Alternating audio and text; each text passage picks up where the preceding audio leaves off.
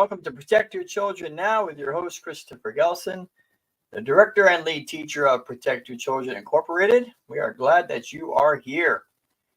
Man, we have so much stuff to cover tonight. We could even put it in the title.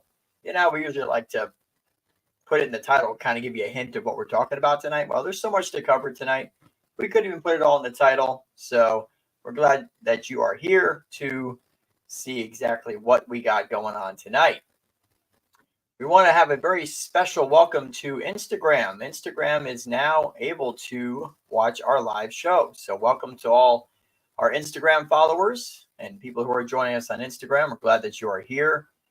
We are very active on Instagram. Instagram we aptly call pedogram because there is a serious pedo problem on Instagram. It is out of control. We are constantly getting sent profiles and reels and different stories of kids that are just posting normal stuff, and they are just being bombarded by predators. I mean, the comments, the innuendo, all the inappropriate stuff that these adults are saying to these kids. It's ridiculous, you know, and we're doing our best. We have people that are posting on different Instagram profiles, Facebook as well, trying to warn kids on how to be careful, because these people don't care about kids at all. They only care about one thing, right? And that's to hurt children. That's the bottom line. So we are glad that we finally got Instagram connected and that Instagram is able to join us in this live show.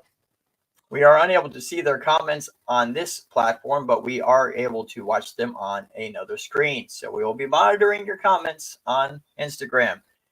Keep it clean, keep it good. All right, no pedo stuff, no craziness. You will be blocked immediately because we do have people monitoring it. So in any case, thank you for Instagram being here. Tonight, we're going to get into a bunch of stuff. We've got a pretty awesome hero segment coming up, teenager hero segment coming up. We also have Allison. Let's see if you remember this name. Allison Arngrim. Wouldn't think anything about it, right? Who's Allison Arngrim, right? Who's that? Well, she played Nellie on Little House on the Prairie. And, you know, she's been doing the rounds. She's coming out and she's talking about the abuse that she went through while she was filming Little House on the Prairie. So what we're starting to see now is a ripple effect. Last week and the week before, we're covering Nickelodeon and the stuff going on there with Drake Bell and Amanda Bynes and Miranda Cosgrove and Jamie Lynn Spears. All these kids that have been abused on the sets of Nickelodeon and on Disney shows. And also how Nickelodeon kind of turned a blind eye. Like they didn't see nothing was going on, right? What are you talking about? Nobody getting hurt over here. And then Disney, of course, after Brian Peck gets arrested in 2004 for his abuse of Drake Bell, what happens? He gets out of prison 16 months later, and wouldn't you know, he gets a job again. Yes, the arrested predator who's on the offender registry gets a job again. What's he, flipping burgers? Selling cars? No. He gets hired on at Disney to work with more kids. And he worked on the show called The Sweet Life of Zach and Cody. Now, we plan to do a show coming up in the near future about Zach and Cody because one of those kids went off the rails pretty rough and the other one didn't. And we're hedging our bets that perhaps something happened to the kids on that show as well, since this dialogue coach, Brian Peck, was now working as a writer and doing other duties on that show. But in any case, so we covered the Disney stuff. We're going to get back to that. But a little bit tonight, we're going to look at Nellie from Little House on the Prairie. She's got a pretty powerful story and something that's going to really tick you off because Nellie went to prosecute her perpetrator, right? And was told that she couldn't because of the laws in her state at the time would not allow her to even get justice for what this person did to her. That's outrageous. Outrageous. And apparently 26 states have that same type of law, right? So we're going to get into that story a little bit later tonight. We're also going to look at the abuse cycle. There are some shocking new stats about the percentage of kids that are abused that grow up to abuse other kids. And it used to be 25%. It's a bit higher now. And we're starting to see a pretty bad cycle of abuse, bringing abuse, bringing abuse. Okay, and we're going to look at those stats a little bit later. Dustin Powell, welcome to the show. Glad you are here. He says, I remember her story. Yeah, and you know, it was years ago that she initially came out and said that something had happened. But for some reason, it didn't really come back to light until all this new stuff coming out with Quiet on the Set. So, but we're going to look at that. We also have an update coming up on Zachary Bernhardt. He's the 8-year-old boy that disappeared from his mother's bed. I know. In the middle of the night. Yeah, when she went to go take out the trash, apparently. Take a walk. Yeah, that was years ago. That was back in 2000, and we've been investigating that case for about 3 years now, and there are some updates on the direction of that case, so we wanted to bring an update on that, Zachary Bernhardt.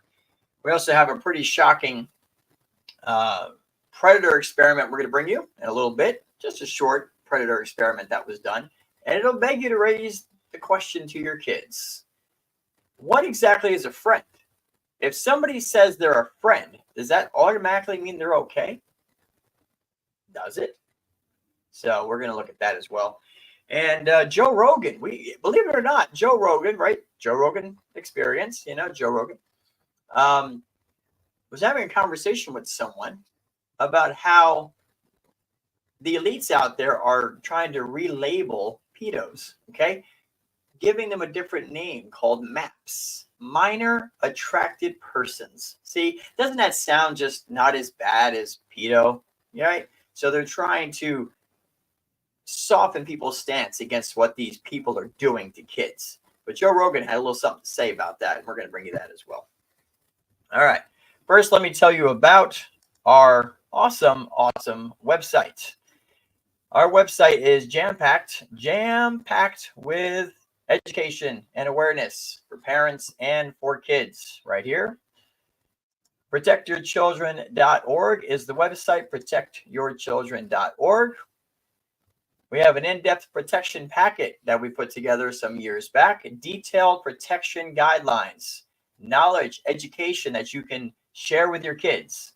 This includes warnings to look out for identifying predators. It includes personality profiles of predators, what a predator may look like, all the warning signs for parents, all the traps, the tricks, the threats that predators use to get children. Has so much stuff in it. It's an in-depth protection packet, free in English and Spanish on our website, along with tons of other stuff. We've got all our podcasts are here. Our live shows are hosted here on the website. We have an animated series for kids called Talking with Topher. It's a little Stitch-like character who's navigating through life, trying to avoid predators. Kids love that. And you can find all those there, as well as zip code predator searches. You can go there, click on your state, put in your zip code, and it'll let you know if there's any arrested predators anywhere around your children. Always good to know.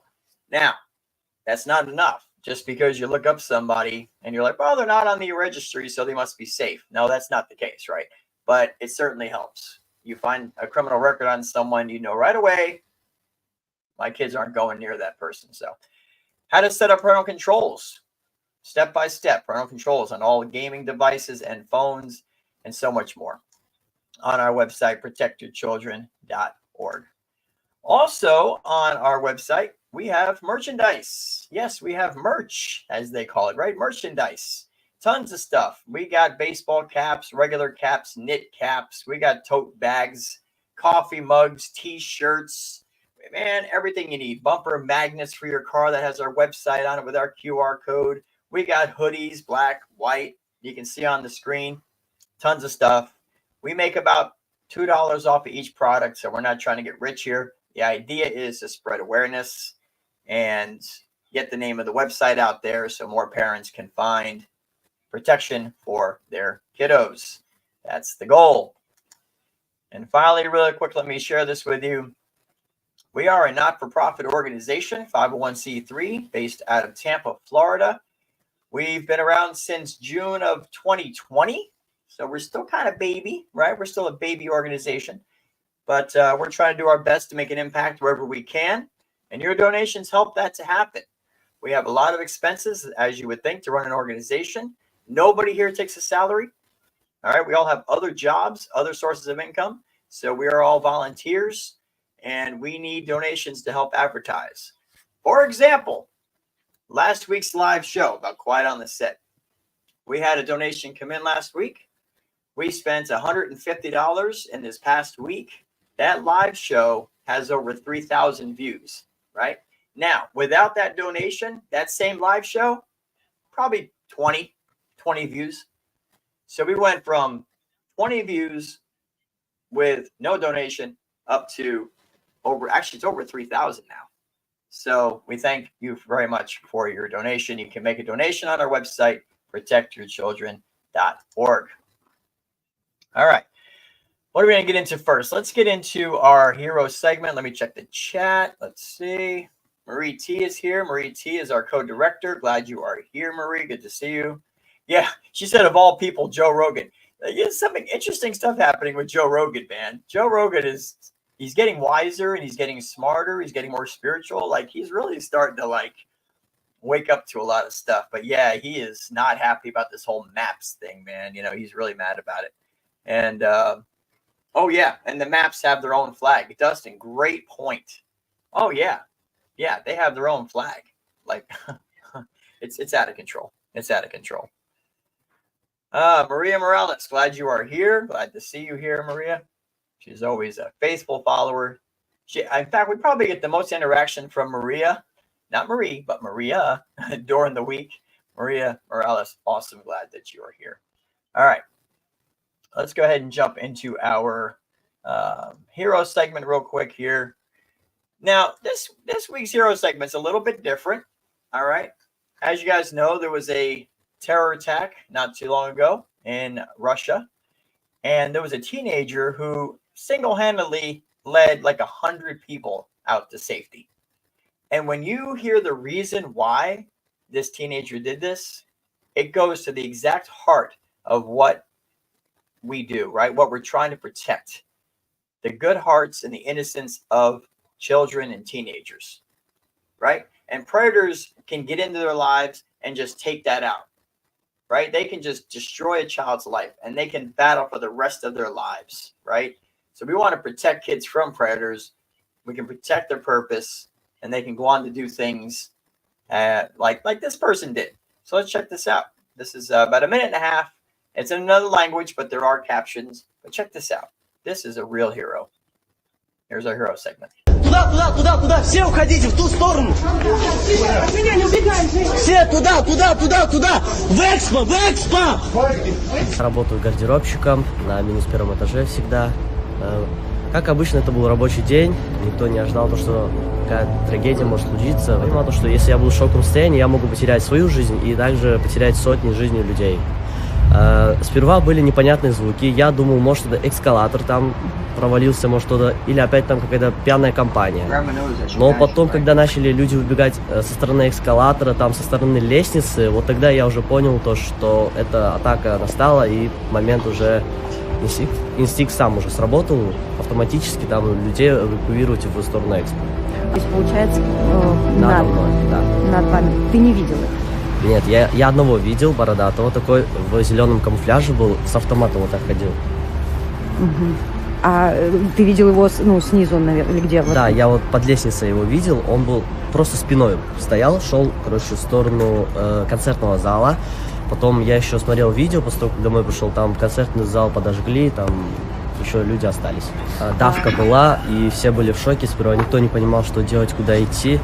Но я старался каждому помочь, и практически все следовали инструкции. Но я делал просто свою работу, честно, я себя просто героем не считаю, это была часть моей работы. Лучше пожертвовать собой, чем дать умереть сотни людям.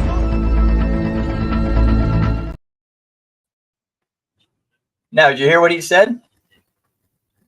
He said it's better to sacrifice my own life than to let 100 people die. You know, there's a verse that says, there's no greater love than a man who lays down his life for another. And of course, the scripture was talking about Jesus Christ, but I think it applies. You know, there's people out there that will put themselves in harm's way, and they will take a bullet for somebody. They might push someone out of the way of a moving car in order to save their life, and they'll take the hit themselves. And you got to ask, what causes people to do that? This teenager was 15 years old, and he didn't think twice. He knows there's a terror attack going on, and his goal is, let me get as many people to safety as I can. And as he said, if it sacrificed his own life, at least he saved 100 others. And that is pure love right there. That's a good heart, a good soul. And let me tell you what, there's a lot of great kids out there, a lot of great teenagers that will do that today. And unfortunately, there's a lot that are getting lost too. You know, so we're going to do our part in making sure they can be protected in any way that we can. And we trust that you'll do the same. Oh, man. Marie T says, I love the hero segment. It's uplifting, encouraging, and positive. Yes, you know, we love it too. And honestly, it's like, we know there's so much like, oh, man, predators are all over the place. They're attacking kids. They're doing all this stuff. And it's like, it can be depressing, right? I mean, and it's like battle isn't, you know, the battle isn't always easy. War is not always fun, you know, but we try to bring some uplifting stuff, maybe a little humor here and there to try to keep it light. Because we know we're dealing with some heavy, heavy stuff here, right? I mean, this is not something that parents like to have to talk about with their kids. It's not something that kids even like to hear about, right? I mean, it's like they'd rather be talking about their music and their friends and, you know, making money. They don't want to talk about how they could be in danger, you know? Plus, kids are already safe, right? They can keep themselves safe, they say. We don't have to worry about nothing, right? Now we wish that was the case. But in any case, that was our hero segment. Better to sacrifice myself and save 100 others. Unbelievable. Unbelievable. That's just beautiful. It's beautiful. All right. Joe Rogan, man. Joe Rogan. I'm telling you, Joe Rogan is really, really just opening some eyes these days. And, you know, I'm not a big Joe Rogan fan. His language drives me nuts. I certainly wouldn't encourage the kids to listen to Joe Rogan, you know. But he has definitely been maturing and growing over the years. And he keeps having different guests on his show that are challenging him. And he's very open to debate. He's open to exchanging knowledge. And he's learning from it, you know. And one thing that really gets his go, man, it really irks him, is this whole re-identifying pedos, man. Just, you know, when there's something that's stigmatizing, right? And, you know, people say, well, if there's a pedo, all right, you know, everybody knows what that means. So now what certain politicians, believe it or not, and others are doing is trying to get that name away. Well, we don't call them pedos anymore. And I'm using the short version of the word for the algorithm. So now they just want to call them minor attracted persons, right? It's just another identity, right? It's absolutely normal. It's just somebody who's attracted to minors. It's not their fault. And you see, they're trying to create sympathy, right? And get rid of the stigmatizing of that group of people, which is all part of the desensitizing that we talk about. Desensitize, demoralize, hypersexualize, and then attack. That's exactly what the plan is. That's what these predators do. They're doing it online. They're doing it in the community. And Joe Rogan was having this conversation. It's only about a minute long. And he's like, what the heck is this MAPS thing? Nah. Let's check it out. The Joe Rogan Experience. This is a clip from the Joe Rogan Experience. Let's check it out. You're aware of this term minor attracted persons that's being pushed? Disgusting. It's disgusting and disgusting. freaky. Yeah. It's such a bizarre term that I got to imagine is only being done by people who don't have children.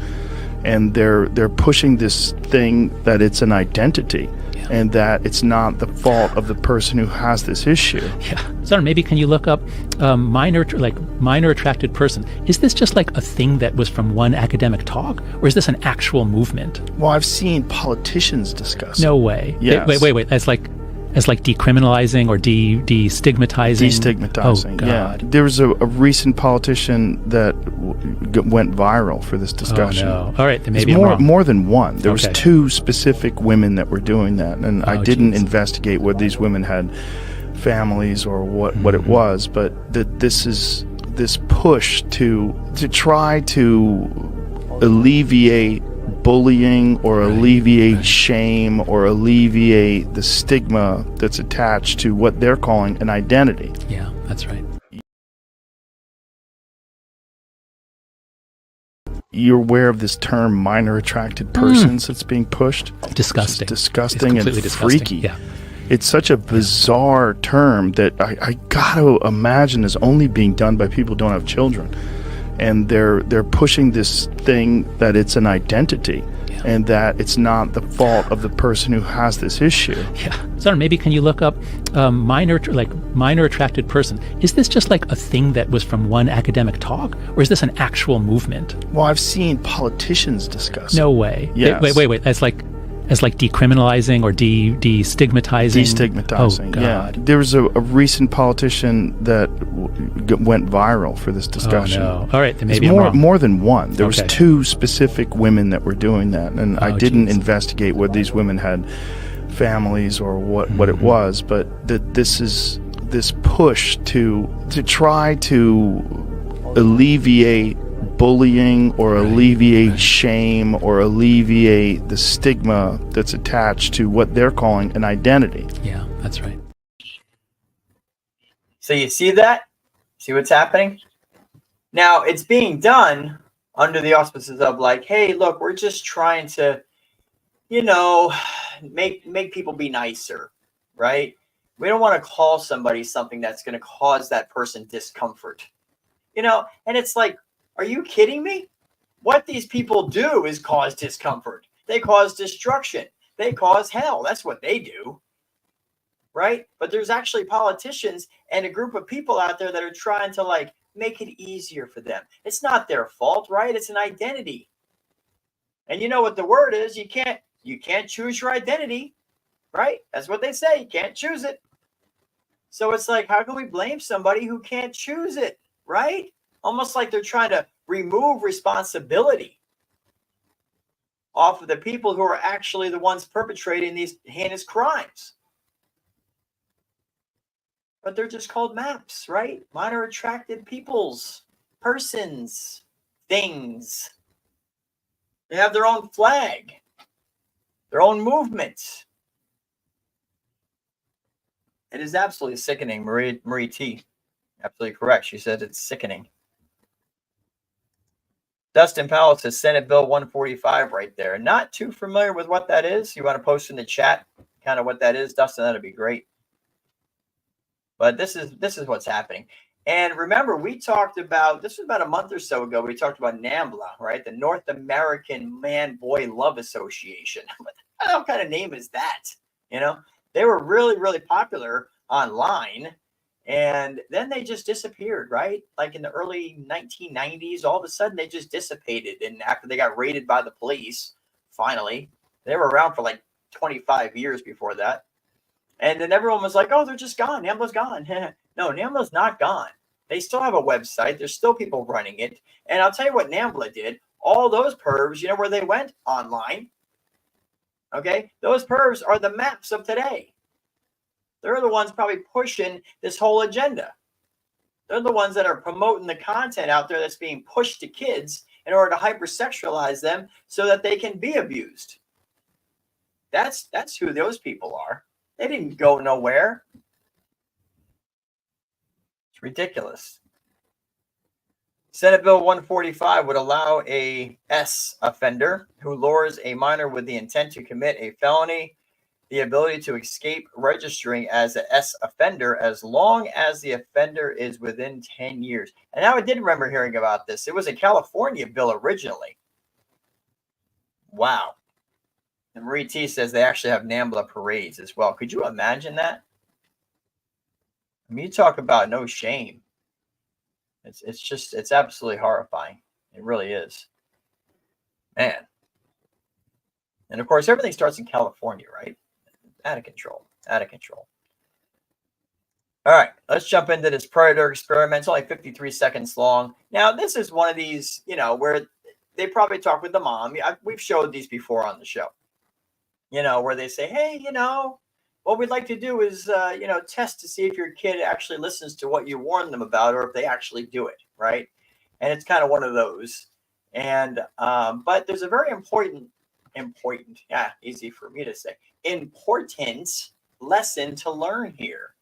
And you're going to hear it right toward the end of this 53-second clip. This is from Instagram. Let's check this out.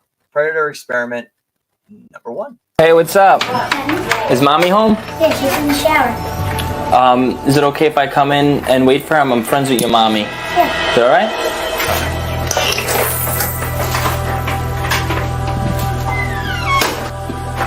Roseanne? Yeah? Can you come down for a second? So, your son just let me, a stranger, in the house. I'm not surprised. Why'd you do that? What did we say about strangers? Not to let him in. Not to go near him. Right, so why'd you let him in? Because he said he was your friend. But how do you know he's my friend? What if he's not? What if he's a crazy person? Okay? You can't trust anybody. You hear me? Hey, what's up? Is mommy home? Yeah, she's in the shower. Is it okay if I come in and wait for her? I'm friends with your mommy. Yeah. Is that all right?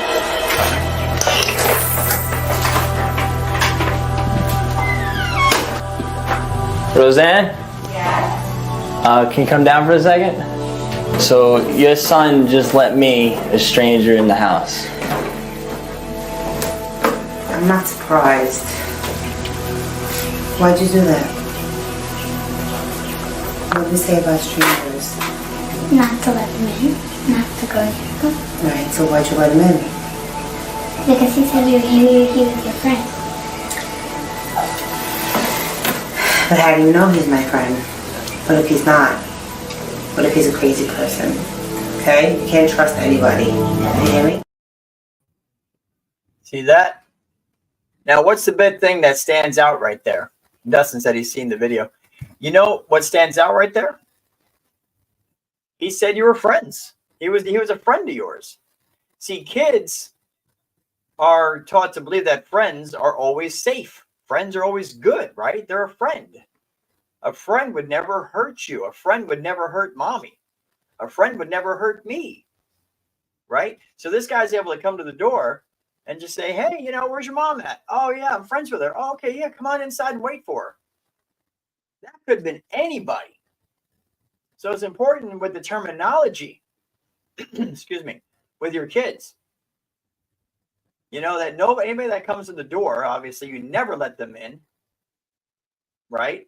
They should know that, which apparently mom has told the kids that before. But this guy said he was a friend of mommy's. Oh, the kid doesn't know if mom's got a friend who's coming over or not. Now, he should have checked with her. But you see that terminology, right? And we also tell kids to let somebody know if somebody hurts them. Well, kids affiliate hurt with, like, they punched me, they hit me, they twisted my arm. They associate hurt with physical pain. But we know more than that, don't we? We know that hurt isn't always physical pain, right? There's lots of meanings to that. So kids need to be told that when you don't want to let somebody hurt you, it's not just a physical thing, right? There's other ways that they can be hurt. And they have to be able to understand that. So we can't just tell our kids some words and expect them to understand it, right? We need to explain to them that, not always are friends good. Most friends probably are, but there's some that may not be. And just because somebody says they know your mom or they know your dad, doesn't mean they do. Doesn't mean they do. All right, let's see what we got in the chat going on here. Let's see. Yeah. Marie T said, first mistake, answering the door. Second, saying mom's in the shower. Absolutely a great point. Okay. Third, letting the guy in. I mean, that's a recipe for disaster right there. Oh yeah, hey, I opened the door and my mom's now preoccupied because she's in the shower, which means somebody could have just grabbed the kid and ran off. That was wrong on so many levels, and parents need to educate their kids. It's unbelievable. Unbelievable. All right. Zachary Bernhardt. Wow. I know it's been a while, but we have not stopped looking for Zachary. Things have slowed down a little bit because of financial reasons, lack of donations. And we're not just saying that to make people feel bad, but it's true. You know, we ran into some walls that are going to require money in order to travel, in order to check out and verify some things, which we don't have any donations, except what we have some last week. Thank you for that. But we haven't had the money to be able to go follow up on the things that we have. But that doesn't mean we're not looking. We're still digging. We still have some investigative tools that we're using. And right now we're at a place where we're trying to locate a specific person. This person has dropped off the radar screen for like about 7 months ago. Kind of like Facebook is gone or not updated. Their Instagram, their Twitter, everything is just kind of dropped off. And it's very, very interesting that happened. We're trying to locate some more information on this person, and we think that that's going to give us some more leads to where Zachary is at. Yeah, it was 2000, so it was 24 years ago. People would say, what's even the possibility that he's still alive? Well, we have a video on our website and on our YouTube channel, Protect Children 24/7, Protect Children 247. That outlines why we believe Zachary is still alive. Not only do we think that the story was bogus that his mother gave about this predator randomly going into the apartment upstairs, past a barking dog, into her bedroom and took him out of her bed, you know, out of nowhere. I mean, that's very, very strange. So, but we are still looking for Zachary, and we are pursuing some things on that. But I wanted to share with you a quick little short that we did a while back, which really is one of the things that leads us to believe that he is still alive and that he's still out there. And let's just check this out real quick. It's really fast. The Florida Department of Law Enforcement issues unsolved Amber Alert for Zachary Bernhardt 17 years later. In December of 2017, they issued the Amber Alert to everybody's phones and to the bulletin boards. This is 17 years after Zachary initially disappeared. He disappeared when he was 8 years old from his mother's bed. Why would they reissue an Amber Alert 17 years later? Well, because they have a credible tip, or there was a sighting, or they believe that somebody involved in the case may be in the Florida area, and they want to notify everybody. We're not accusing of anything, but Leah, which is Zachary's mother, moved back to Florida in the month or so prior to December, or actually in the month of December of 2017. You can find the whole video investigation that we have posted on our YouTube channel, Facebook, Instagram, TikTok, and protectedchildren.org. Zachary Bernhardt missing. All right, so that's just one of the pieces. So 17 years later, after he had disappeared, the police reissued the Amber Alerts to the billboards and to the people's phones. I remember specifically when that alert came up, and I was like, wow, 17 years after the boy disappears, right? And it just so happened to be around the time, almost the exact month, where his mother was moving back into the area. And coincidental? Possibly, right? But usually when they reissue an Amber Alert like that, it's because they receive some credible tip or a sighting, or they're trying to basically, quote unquote, smoke someone out, you know, like someone who may have thought they got away with it. You know, it shows that they're still looking, that they're still actively investigating.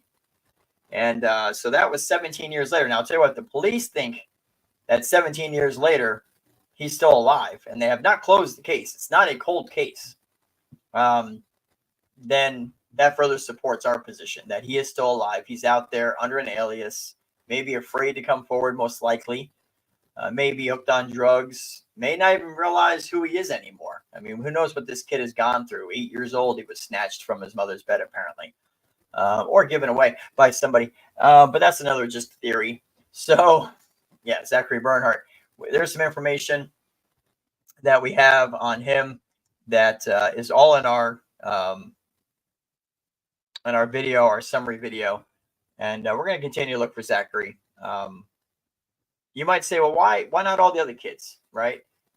Why Zachary? Well, he's very close to home, right here in Clearwater, Florida, right next door to Tampa, where we are. All over the news. You'll never forget it. And the story was just so wrong. Just so wrong. And it was so many holes in it, like Swiss cheese, man, you know? And the lies and the people that know what happened to him. There's a theory that some family members know what happened to him and they're covering it up. And it's a tremendous injustice being done, because there are still people that are putting money out there. They're advertising, they're doing podcasts. The news covers it every year. And if there's people out there that really know what happened, they could alleviate a lot of people's sorrow and a lot of people's pain, right? And a lot of people's worry. But they're staying quiet, you know, and it's causing a lot of discomfort for a lot of people. And, you know, the members of his family that and again, it's just a theory that some know, so we're speaking on that. But if there's members of his family that don't know what happened, they're going through hell every year, every day, because somebody knows something and won't speak up, right? And it's just, it hits you right in the heart. You know, this is a precious young boy whose life was turned upside down by no fault of his own. And the police, honestly, it's an open investigation, but they're not actively investigating, right? Like if a tip comes in, they'll do something about it. But they don't have detectives looking through social media, going online, checking out interesting people. They're not doing that. It's been too long. So Zach has almost been kind of just pushed to the side.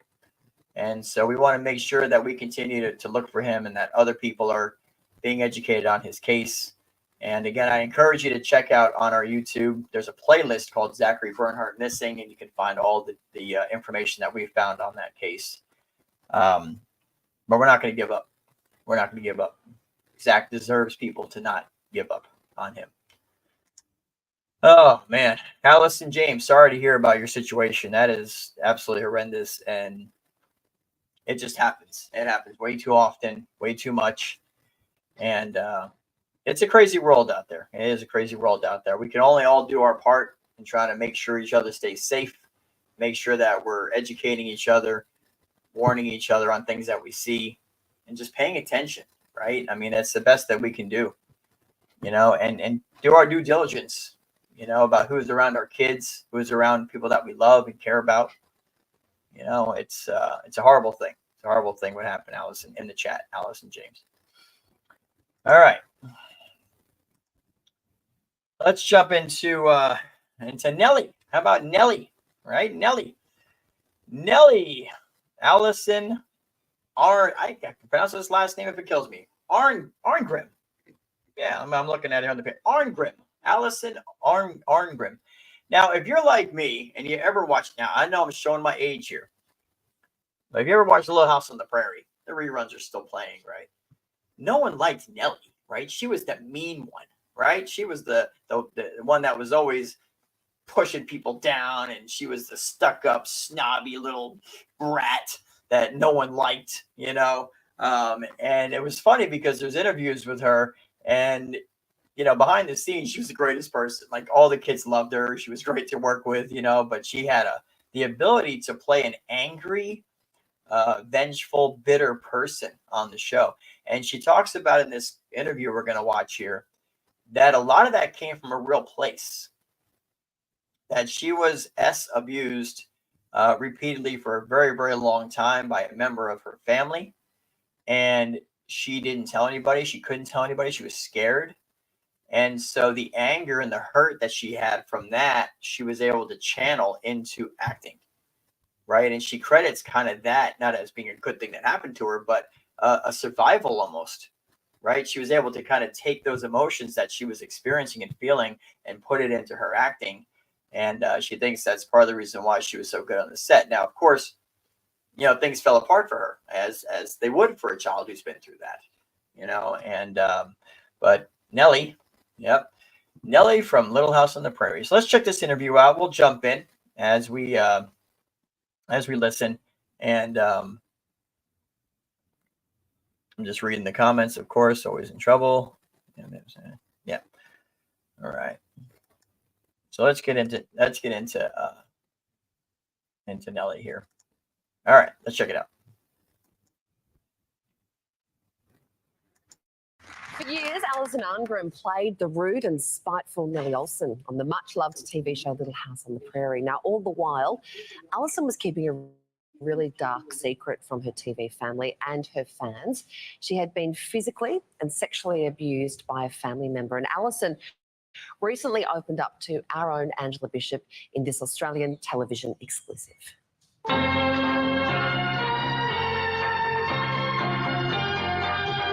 She was the spoiled little rich girl with golden ringlets that viewers loved to hate. Country girls. Alison Arngrim was 12 when she landed the role of television's original mean girl, Nellie Olsen. Because I say so. But nasty Nellie's the part Alison was after. And read for the part of Laura, which can you tell me that would have been so wrong. I mean, Melissa Gilbert is clearly Laura Ingalls. And then I read for the part of Mary, which would have been a bigger disaster. And then I get the script, and I'm sitting there with my father, and I get the pages, and I turned to my father. I said, this is not a normal audition. And he said, what? I said, this girl's a total... And he said, what? It's that first episode, Country Girls, where I do the thing about my home. My home is the best house in all of Walnut Grove. By the time we got to the door, my agent was on the phone, and he'd already made the deal. It was the word. I mean, they literally, we walked out the door, and they called the agent and said, we're done. It's her. Was that your hair? Was For it the curled first every day? few months, which meant I was 12 years old and sleeping in curlers and coming in at 4 o'clock in the morning to have my hair curled, and it was horrible. And they said, no, we're getting a wig. Custom made, fitted to my head, one of the most expensive wigs ever made, the hand-tied individual hair. Fantastic, except it had a giant metal comb right here, which meant it stayed on when going down hills in wheelchairs and rolling out in the mud. You know, it was very sturdy. Most painful thing ever. It was excruciating. This thing was put on my head every morning with all the pins, and I'm like, okay, this is why I am so mean, because my scalp hurts. It was looked great, really felt terrible. I won't take it back because it's true. Your paw smells like a dumb old horse. On screen, the villainous Nellie was the rival to the virtuous Laura. Off screen, Alison and Melissa Gilbert became friends from day one. She was very happy to meet me and very happy to do all the fight scenes. And I remember it was so hot that day, I would pass out from the heat all the time. Yeah. And I just out like a light, and they revived me. Like the whole thing with the thing under the nose. The smelling salts. The little ammonia caps and salt tablet is disgusting. So I that'll wake you up. That stuff's nasty. So I'm recovering from fainting. I took a nap, and she's pacing outside the dressing room. She's saying, well, she has to get better. I have to punch her in the face later. And she was upset that I was sick because we have a fight scene. I get to hit her. And she was like bummed that like she was going to miss out. So luckily I recovered in time for her to punch me in the face.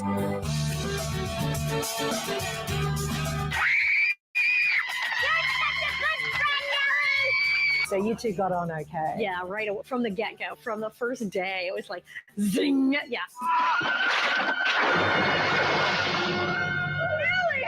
Be patient with me. What's the matter? Have fun. What was Michael Landon like? I mean, perfect father material on screen. He was a bit wilder in life. He was wild. He was a very fun person. I mean, great with the children, an overgrown child himself. He liked practical jokes. He liked terrible jokes. He liked laughing. We laughed so hard. But he was definitely like, we are going to make this show and we're going to get this done. And that was that. And you did your schoolwork and you kept your grades up and you knew your lines and you did your thing. And then the rest of the time he was mad and hilarious. And I mean, he was married a couple of times and he enjoyed things like wild turkey and cigarettes and blonde women. And he is popular in Australia. Michael and his family used to vacation in Australia. They loved Hawaii and they loved Australia. I will meet people and they say, well, my parents worked in a hotel and he came in. My mother ran a store and Michael Landon came in. And I said, I think every person in the country of Australia has actually met Michael Landon.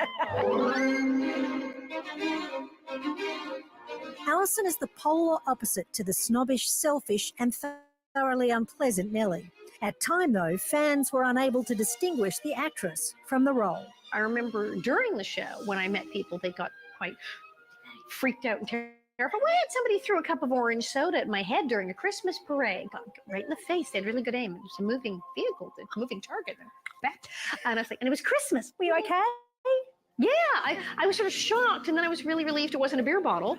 And then I was like, the aim. I mean, it was movies that went. They were credit where credit's due. So angry. I must be really good. What am I doing right here? But I want a hot fudge sundae. Alison followed a successful parent into acting, and she'd already appeared in several hit shows before Little House came knocking. You came from a showbiz family. You said your mum was the voice of Casper the ghost. Golly, it's quiet in the enchanted forest today.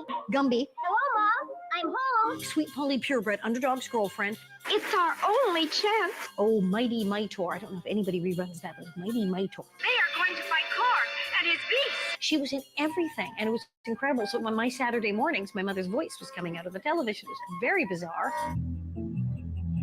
Landing the role of Nellie didn't just turn Alison into a household name. It allowed her the confidence to open up after the most painful period in her life. You released your memoir Yes. just a couple of years back, and you made a massive revelation in that because you got to channel some anger that you were Indeed, holding. I unfortunately, I survived sexual and physical and emotional abuse, and so many people from have the same thing, and it was very difficult as a child, and I was very shy, and then yes, bullied at school even before I was Nellie Olson. You think I already was like 10 for 10 losing before, but then I got the part of Nellie. And here was this girl that other people were afraid of. And here was this tough girl. And it allowed me to vent all my rage and yell and scream and throw things. And being allowed to express all that dark parts of your personality and your anger, massively therapeutic. It just really was. So you were abused by someone who was related to you, not your mother or father. So what sort of closure have you been able to have? Closure, I mean, my father always used to laugh and say, there's no such thing as closure, you know. That's only on TV shows. Is he right? Kind of. It has been a marvelous thing that I've been able to help so many people. I have had so many people write to me and call me and tell me that my going public helped them, that the book helped them. So knowing that that's happening, that I am making a difference, that other people will not suffer what I suffered, that's, yeah, I sleep really good at night. I'll bet you do, and so do a lot of other people, thanks to you. Little House ended more than 3 decades ago, but it still draws a huge global audience in reruns. And in an unlikely country, France. How would you La say? Petite Maison dans la Prairie. And it's been on every single day at noon for like 40 freaking years. I always say they like me best. Of course. Well, because they don't really think Nellie Olson's mean. They think she's French. And seems like a nice girl to me. By the end of Little House, Nellie and Laura were the best of friends. That hasn't stopped Alison and Melissa having some fun at our expense. We're terrible as it is. Sometimes we have fake Twitter battles, and people on Twitter go, oh no, Laura and Nellie are fighting again. Oh no. We'll like pretend to hate each other on Twitter. I love that you do that. We wind people up on the internet.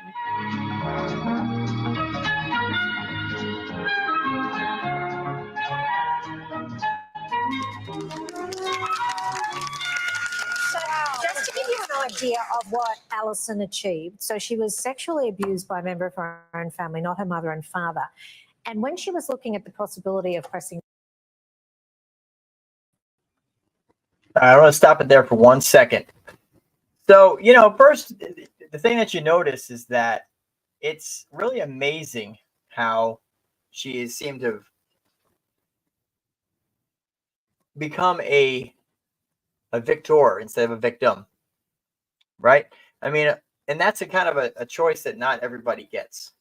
Somebody would go through the trauma that she did, the abuse that she did, the physical abuse that she did, could have easily just shriveled into herself, been defeated, been destroyed, go down the path of drugs and alcohol like a lot of the child actors ended up doing, and just destroying their lives.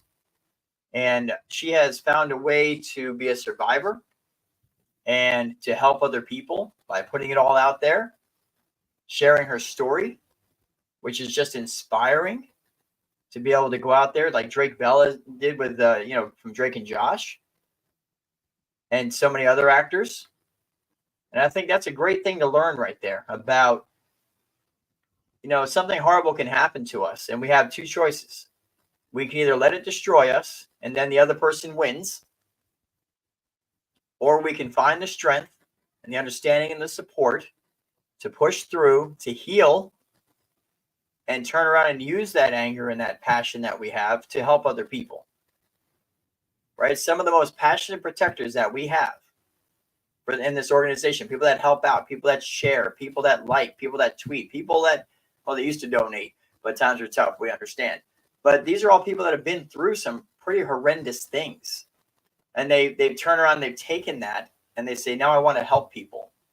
I want to make a difference. I'm going to try to protect people from what I went through. And I think that's how you become a survivor and not a victim the rest of your life, right? And yes, Marie said taking back your control is powerful. It absolutely is. Because as long as you're letting the other person win, right, you're not in control. Now, that doesn't mean you have to get revenge and go beat the person up. And, it doesn't mean that. But it means choose to find understanding, find wisdom, right? Find healing. Get support that you need. Realize that you can't do it on your own, right? It means all of those things and more. Now, this part coming up here is the shocking part that I was telling you about on why she cannot prosecute the one who did this to her. So let's check this out. I'm going to back it up just a little bit. So, just to give you an idea of what Alison achieved, so she was sexually abused by a member of her own family, not her mother and father. And when she was looking at the possibility of pressing charges and she was outside the statute of limitations, she found that in 26 states of the United States, that if sexual abuse has been perpetrated on a child by a member of their own family, there's no prison sentence. No prison sentence? Right? So if it's done by a stranger, yes. But done by a member of the family. So she has been going state by state around the United States, state of California, and getting that changed. Wow. So she has helped. She's unable to prosecute in her own case, but she has helped thousands of children around the country. And I think I mentioned to you, this is something that happens in Australia as well, where in the 80s, that book we read, The Eggshell Skull, when she was working as a legal aid in Queensland, and she discovered that if a child had been abused by a stepfather, they got a good behaviour bond as recently as the 80s. God in heaven. And so it's this strange way that the laws have developed over time. And it was just, so she testified in front of governments and told her own story. Imagine opening up about that. Wow. Which would have been enormously painful for her. So she's not only enormously talented, hilarious, great company, wonderful to be with. She speaks fluent French and does stand-up comedy shows in France, Australia and America. But she is doing this amazing work. So she's just one of my favourite people I've ever met. Incredible. Wow. Can you believe that? In 26 states, there's no prison time if the abuser is a family member. Absolutely speechless. Right? And stranger danger, which was taught through the 60s, 70s, probably 70s, 80s, stranger danger, right? Always look at the strangers. Don't worry about the people that are close to you is what the message was, basically. It's the strangers you got to worry about. When the reality is that 90% of abusers are not strangers to the victim. They're not. 90% are not strangers to the victim. But nobody looked in that direction for so long. And now to find out that there's 26 states that basically have laws that say, hey, if it's a family member, they don't even go to jail. And what is she doing? She's campaigning around the country. And again, she's taking what happened to her and she's taking it to the enemy. And she's fighting to get those laws changed on behalf of all the victims that are out there. And that's inspiring and that's an encouraging story. Incredible. Maria Morales says in the chat, are you kidding me? Except for real. Wow. I was abused by 2 family members as a child. And wow, I never knew that. Wow. Yeah, we're going to have to do a show on that. Find out what states and see what's going on there, what the progress is in that direction, because that's just horrendous. I mean, think about the kids that are in those states and the family members know this. And they don't even have to worry about prison time. No, something's got to change. Something's got to change. Unbelievable. Well, that's Nellie. Bet you we never thought about that, but that's Nellie. And it seems like she's doing a lot of great work, helping to protect a lot of kids and make a difference. Man. All right, let's round this out here in the last 10 minutes or so. They got some stats that came out around the area of abuse, and I want to run these by you guys because this is exactly why we do what we do. And by the way, a quick shout out to Marie T. She said that's why I was so adamant about doing Protect Your Children Incorporated. So a little inside baseball, as they call it.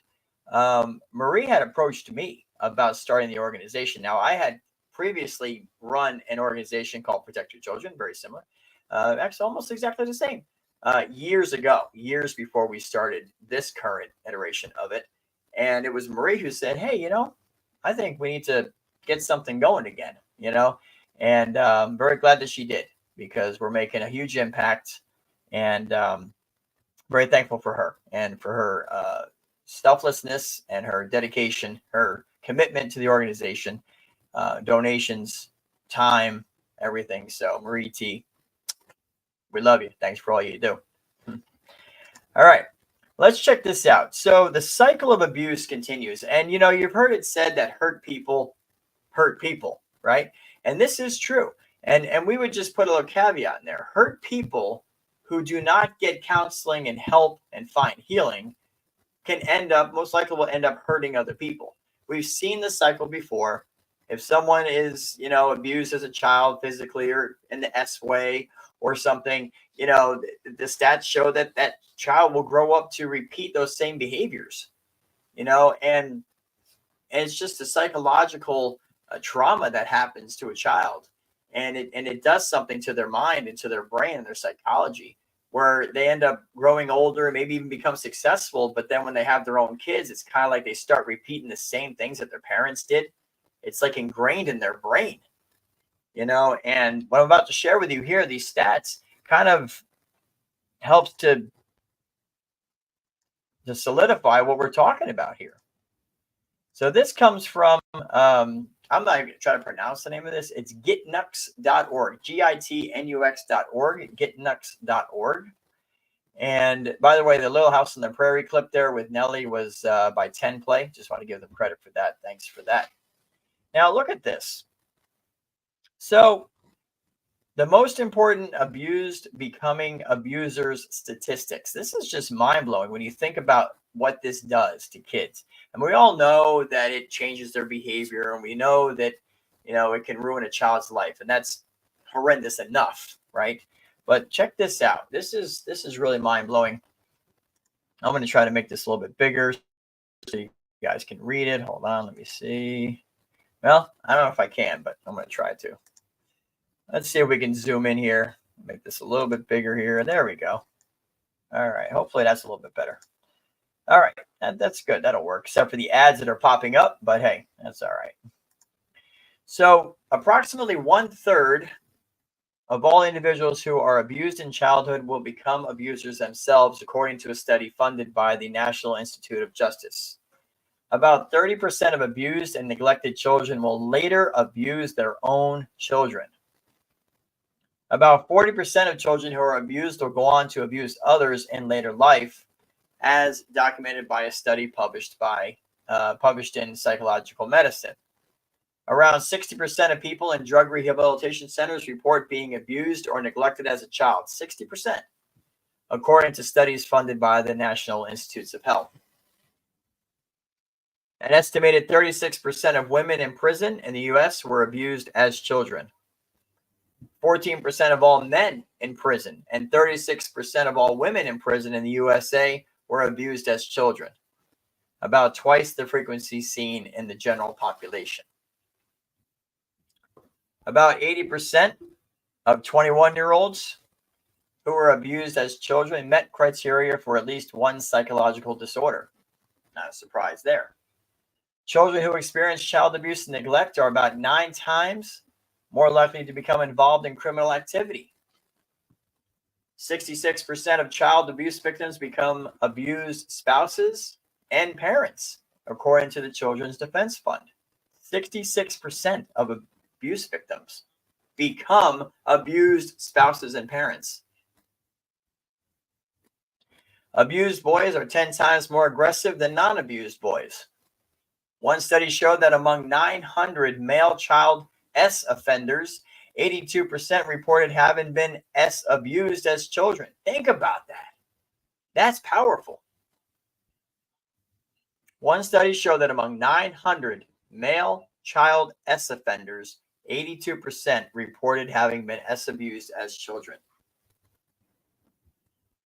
84% of teen girls who were physically abused in a dating relationship also behaved violently towards their parents. 65% of men with an addiction history report being neglected or abused as children. And children who are S abused are 5 times more likely to abuse drugs and alcohol. Adult survivors of child abuse are twice as likely to be unemployed. Women abused in childhood are twice as likely to have a child with autism. That's an interesting connection. Look into that one. Adults who were abused as children are 10 times more likely to attempt suicide, believe it. Children who are abused are twice as likely to be arrested for a violent offense as adults. Adults who are emotionally abused as children are 4 times more likely to develop personality disorders. Female child S abuse survivors have a 2 to 13 times, that's a big range, 2 to 13 times higher risk of becoming adult S abuse victims. We see in the pattern? Quickly here it says the challenging and intricate topic of abused individuals becoming abusers themselves is a psychological and sociological concern that warrants thorough exploration and understanding. And there's a blog post here. Okay, I don't have time to go through the whole thing, but it delves into the comprehensive statistical data surrounding the phenomenon, attempting to unravel the underlying connections and complexities. It underscores, here's the key, it underscores the reality of victims trapped in a vicious cycle of abuse.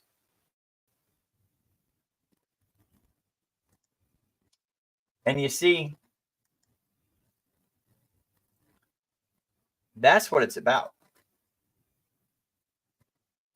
When you have the stats, we call them the stats of silence that are out there, when you have people not paying attention and recognizing the warning signs, whether it's physical or S abuse to a child, when people don't step up, whether it's the famous people in Hollywood or the neighbor down the street, when kids are allowed to suffer in silence, the chances are that when they get older, they're going to hurt other people unless they gain the understanding and the healing that they need to be able to overcome. And again, it's not a jovial topic, right? I mean, who wants to spend their time looking at how do we protect kids from predators? Well, hopefully a lot more people are. I mean, there's been some exciting things in the past couple of years if you think about it. You had Harvey Weinstein, right, which brought a whole lot of attention to what women were going through. Okay, the Me Too movement, if you will. You had Epstein, and that exposed the worldwide human trafficking ring that is definitely still going on. I mean, he was a piece of it until he died in prison, right? Then The Sound of Freedom came out, the movie, right, which went crazy in the box office, and that raised a lot of awareness to what's happening in child trafficking and things like that. And now the Quiet on the Set documentary, the docuseries that's out, is bringing light to what's happening to these kids in Hollywood, which is really a reflection of what's going on in society. I mean, just because it happens in Hollywood doesn't mean it doesn't happen in our communities, right? So there's been some very eye-opening things happening, and we're thankful to God for that, because hopefully it's opening a lot of people's eyes to what is really going on. And with unfettered access to the internet, right, and kids not being supervised, and kids being filled with all these emotions that they don't know how to communicate, and parents that aren't paying attention, and then the trusted people in their lives, the teachers, the priests, all these, that are hurting the kids instead of helping them, the hypersexualizing of our children on social media and in the music, the videos and the movies. You put all of this stuff together, and our kids are in a very, very dangerous place to live. A very dangerous place to live.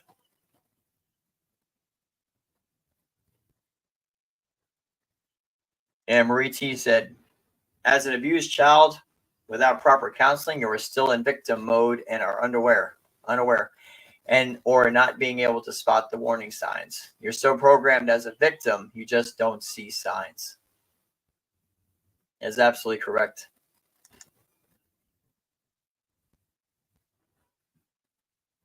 And Maria Morales says she's very passionate about it, letting everyone know about S abuse and people who kidnap kids and adults and are missing right now. She's always sending us stuff, which is great, making us aware. But the stats are alarming, but it is what it is, right? The cycle of abuse continues until there's help. So we need to do what we need to do to round this out tonight to make sure we're protecting our kids and other kids that are around us. I mean, we have friends, we have cousins, nieces, nephews, whatever. Like, we need to keep our eyes open, even on their behalf. And look for the strange things. Look for the warning signs. Look for the things that might seem a little weird. Talk to them about this and say, hey, good talk, bad talk. Good touch, bad touch. All those things. All the warning signs that we describe in that guideline that we told you about at the beginning of the show. Go over it with your kids. Teach them. They need to be aware. So if they encounter it, they'll know what to do. They'll know how to react. If they don't have any idea it's coming, they're not going to know what hit them. And then what are they going to do? Probably stuff it. And then it does more damage. So we all got to do our part to make sure we educate and help out. Finally, right at the end of the show, just want to let you guys know again. Website, protectyourchildren.org, protectyourchildren.org. We're also on Rumble and YouTube and Facebook and Twitter and Instagram, all under Protect Your Children Incorporated. I will tell you really quick that we are slowly going to be phasing out YouTube. We'll talk more about this next week. It's not going to happen right away. YouTube is censoring. They're cutting out part of our shows. They're giving us copyright strikes. It's crazy how YouTube's trying to shut this down. So we're slowly going to be phasing them out and moving over to Rumble. But we'll keep everybody updated on that. We're going to start sharing the links starting tonight with the podcast and tomorrow to the Rumble platform. And you can follow us there. And we'll just keep everybody updated through all the other social media. So, but protectyourchildren.org. Again, you can make a donation. You can help us out. We can get the word out even further. We can share this information with more and more people. And we used this example last week. We showed you a little post that even Facebook Business gave us, you know. And listen, we're no fans of Zuckerberg and these people that are running these social media companies because they're not doing nearly enough to protect kids. And some people have said, we're not going to donate to you so you can give it to Mark Zuckerberg, right? And Meta.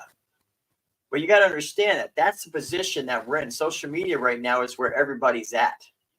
And you know what? If we got to put money out there, but it helps protect tens and tens of thousands of kids from the ilk that's on Zuckerberg's platforms, then I don't care if the guy gets an extra $100 or $2, $200. It doesn't matter. We're protecting children, and that's the important thing.